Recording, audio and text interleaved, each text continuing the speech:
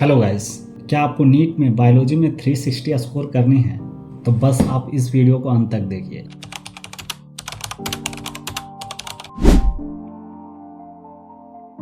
तो सबसे पहले मैंने पेन से हाईलाइट किया था। देख सकते हैं यहाँ रेड पेन है, यहाँ ग्रीन पेन है।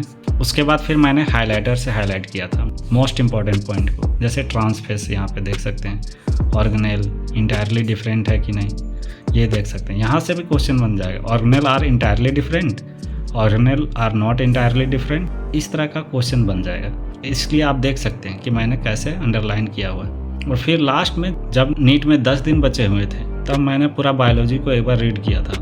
वो पेंसिल लिया था और मैं मोस्ट इम्पॉर्टेंट पॉइंट को बस गोल करते जा रहा था ताकि मुझे लास्ट में बस मेरा इसी पे फोकस जाए। फिर से अगर मैं रिवीजन करना चाहूँ, जैसे Golgi apparatus are principally performs the function of packaging. अब ये प्रिंसिपली एक इम्पॉर्टेंट पॉइंट हो गया है। फिर देख सकते हैं यहाँ वेसिकुलर स्ट्रक्चर, तो वेसिकुलर स्ट्रक्चर है कि नहीं है, इस तरह का क्वेश्चन बन सकता है लाइसोसोम पर, तो आपको ये ध्यान रखना होगा। तो ये थे मेरे एनसीईआरटी पढ़ने का तरीका। और मोस्ट इम्पॉर्टेंट पॉइंट आप देख सकते हैं, यहाँ से पढ़ता था चीज़ों को और यहाँ क्रक्स के फॉर्म में लिख देता था कि मुझे ये चीज़ों को रिवाइज करनी है। देख सकते हैं यहाँ hydrolytic enzyme, lipases, proteases, carbohydrases optimally active at acidic pH. यहाँ पे क्वेश्चन बन सकती है basic pH, acidic pH, neutral pH. तो ये चीज़ें आपको याद रहनी चाहिए, तो इसलिए मैंने इसको साइड में लिख लिया था।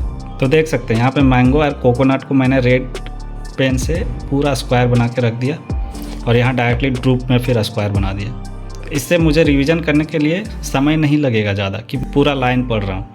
मैं डायरेक्टली मैंगो और कोकोनट पढ़ूंगा, ड्रूप, ये याद हो जाएगा इस तरह। फिर देख रहे हैं यहाँ मोनोकार्पेलरी सुपीरियर ओवरीज, इसको मैंने पहले रेड पेन से पूरा अंडरलाइन किया और फिर मैंने ये याद किया मोनोकार्पेलरी होगा कि डायकार्पेलरी होगा, ये क्वेश्चन बन सकता है। तो ये इसलिए मैंने यहाँ मोनो पे ज़्यादा फोकस रखा और फिर इधर सुपीरियर ओवरी होगा, इन्फीरियर ओवरी होगा, इस पे फिर मैं फोकस रखा। फिर सुपीरियर पे मैं सर्कल बनाया, फिर 1 सीडेड होगा कि 2 सीडेड होगा, तो इसलिए मैंने 1 पे फिर सर्कल बनाया। तो यहाँ देख सकते हो मेजोकार्प हो सकता है, एपिकार्प हो सकता है, इंडोकार्प हो सकता है, तो इसलिए मैंने यहाँ पे सर्कल कर दिया ताकि मुझे याद रहे कि कोकोनट का कौन सा पार्ट फाइब्रस होता है।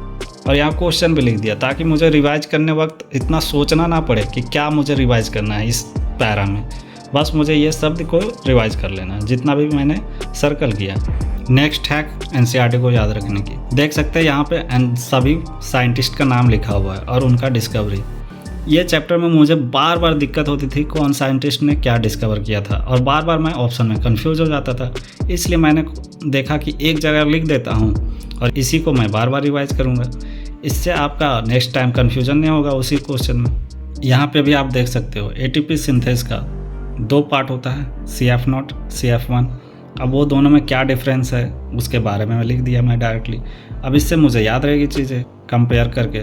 फिर यहाँ केमियोस्मोसिस रिक्वायर्स, क्या क्या रिक्वायर्ड होता है इसमें, इसका मैं लिख दिया। अब देख सकते हो जितना भी प्रेशराइज करने वाला वर्ड था, जिस वर्ड को चेंज करके क्वेश्चन बन सकता था, वहाँ मैं पेंसिल से सर्कल करके रखा हूँ। मुझे उस वर्ड को किसी भी हालत में याद रखना है, तो इतना आपको ध्यान रखना होगा, तब आप एनसीईआरटी को मास्टर कीजिएगा। तो ये थी मेरी एनसीईआरटी बायोलॉजी पढ़ने की तरीका।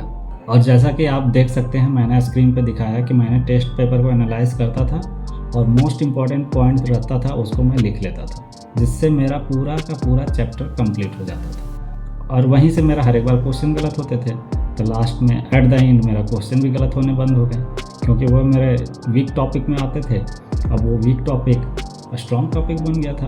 तो ऐसे करना है मास्टर एनसीईआरटी। हर एक चैप्टर में लगभग आपके 10 से 15 लाइन इम्पॉर्टेंट होते हैं जो आपको बार बार भूल जाते हैं, आप जो आप बार बार आपको याद करना होता है। तो बस उसी पॉइंट को एक पेज में लिख लेना है और उसी को बार बार रिवाइज करना है, इससे आपका वो चैप्टर कंप्लीट। इस तरह आप कितना आपका लगभग 30-35 चैप्टर है, 30-35 चैप्टर का आपको बस उस तरह लिख लेना है, हर एक चैप्टर का 15 से 20 पॉइंट। तो आप कितना पेज, 30-35 पेज मैक्सिमम मान लेते 50 पेज, आप 50 पेज में पूरा बायोलॉजी को कंप्लीट कर दीजिएगा। वीडियो अच्छी लगी है तो वीडियो को ज़रूर से ज़रूर लाइक कीजिएगा और अपने दोस्तों के साथ ज़रूर से ज़रूर शेयर कीजिएगा। मिलते हैं नेक्स्ट वीडियो में, तब तक के लिए जय हिंद। चैनल को सब्सक्राइब करना नहीं भूलिएगा।